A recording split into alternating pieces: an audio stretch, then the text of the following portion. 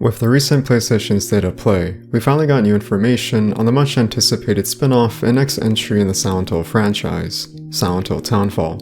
In this release date trailer, we get to see new environments such as the Otherworld, which encompasses this red color scheme with a heavy emphasis on water. More of the stealth hide-and-seek gameplay with Simon in fight or flight mode when engaging with the monsters roaming throughout St. Amelia, and some sprinkle of breadcrumbs, drip-feeding us some hints of story beats with Simon's mysterious relationship with the new character Zoe. With much to discuss in such a short amount of time, we will speculate and analyze all relevant information that was shown with the release date trailer, in hopes of getting a better idea of what to expect for Silent Hill Townfall. Let's begin. In the opening of the trailer, it picks up where the previous trailer left off, where Simon is seen being grappled with one of the previously seen monsters that have a human-like anatomy, with a significant wound in the middle of its chest that has a multitude of IV needles protrude out and attack Simon. After this violent encounter, Simon is seen awakening in a startled panic as he gasps for air, trying to regain composure. We once again see the catheter administered from the blood pouch on Simon's upper left arm into Simon's vein, which has the IV needle duct tape on his left hand. It's possible this may be a hallucination or Simon's health depleted to severely low given the distortion of Simon's view. Afterward, we get a panoramic shot of various environmental settings of the assumingly starting area of the game, which is the docks of St. Amelia. Here, we see the shoreline, the harbor, and the welcome message which reads, "Welcome to St. Amelia," along with time slots of when the boats either leave or arrive from the town. It's worth noting that this is also the same location where Simon emerges from the water in the port, presumably when he first arrives at St. Amelia, implying that this is the beginning of the game. We then see an upper body profile of Simon's in-game character model, which looks very stunning and phenomenal when it comes to the attention to detail in his clothing and facial features. Simon then hears a loud sound from one of the local buildings in the town, which sees them cautiously investigate alongside a CRTV radio. Simon is then shown a knock on the door with no response, but ominously sees the door open.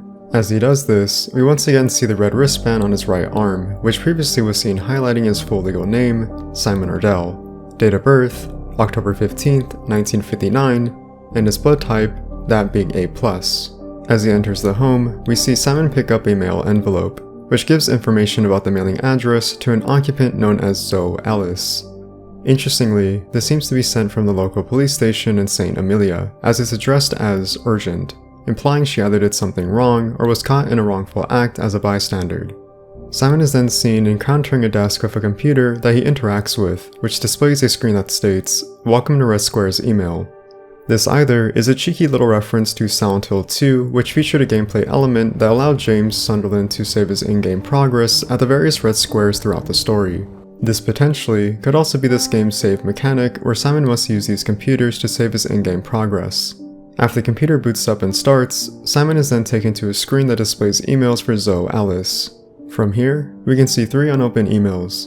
In chronological order, it follows February 8th, 1996, please report in, February 12th, 1996, your letter, and October 22nd, 1996, for attending SURG04GE_+on.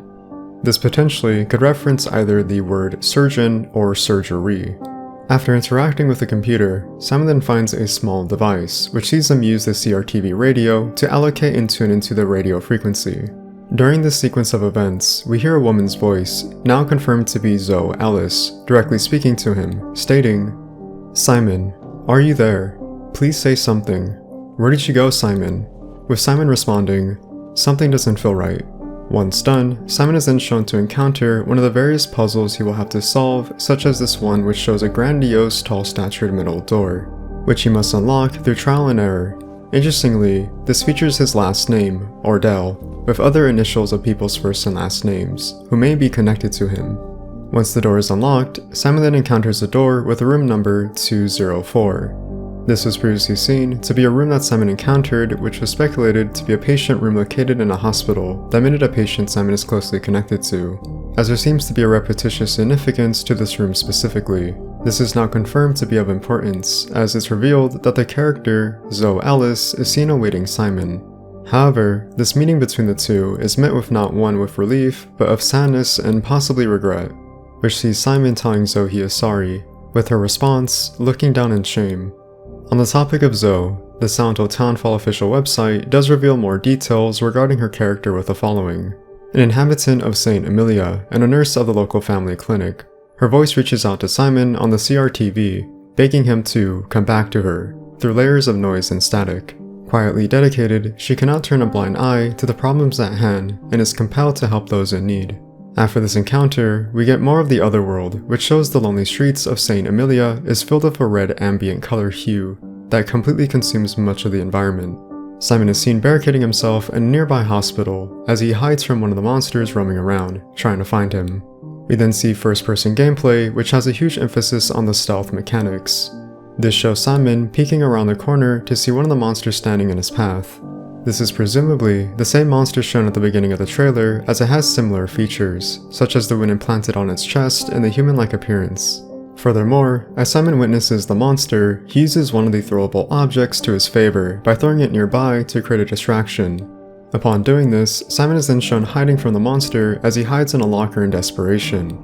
Interestingly, this is one of the more unique mechanics seen in not only in-game but also Silent Hill when it comes to its gameplay formula, as hiding is typically never an option in the prior entries. It seems that much of the stealth hide-and-seek gameplay feels familiar to the likes of Outlast or Amnesia. After, Simon then encounters one of the new monsters that look very similar to the lying figure from Silent Hill 2, embodying characteristics and features that emulate that of a person moving sporadically as if they are restrained in a straight jacket, with grotesque body horror imagery with the amalgamation of conjoined flesh protruding from the back of its body. Finally, as the trailer ends, we see Simon still in the otherworld at the local town square, where he is seen standing affront the town's memorial, with nearby iconography of various posters condemning a mysterious violent criminal act that is left up to interpretation. However, it's possible Simon has a connection to this as he laments with expressing a distress that he is sorry. This only fuels speculation as we then get one last message that reads, "Fear the truth behind the static." As the trailer ends, we finally get a release date for Silent Hill Townfall, September 24th, 2026. A couple of notes of interest. On the Silent Hill Townfall official website, there are more additional details that attribute to much of the design, gameplay, and features seen in-game, such as the puzzle serving a focus on narrative-driven gameplay that will be guided by the CRTV radio. In doing so, Simon will get to experience fragments of his memories and the town's past through flashbacks to make further connections to the ambiguous nature of the story. Multiple endings, as per tradition, makes a return to allow for replay value to see other interpretations of Simon's story and how the player sees fit which best suits him. The composer, Pilot Priest, will be featured as a main musician composing the official soundtrack, who also did the opening title theme, Home. We also have a standard pre-order edition, which includes a skin for the CRTV radio called Rusted, a digital deluxe edition, which includes an alternative outfit for Simon, digital art book, digital soundtrack, and pre-order of the digital deluxe edition, which includes a 48-hour early access to the main game. And that is all the information that I could find for today with the release date trailer of Silent Hill Townfall. So, I have to ask, what do you guys think so far? Are you intrigued by the recent news and updates we've seen?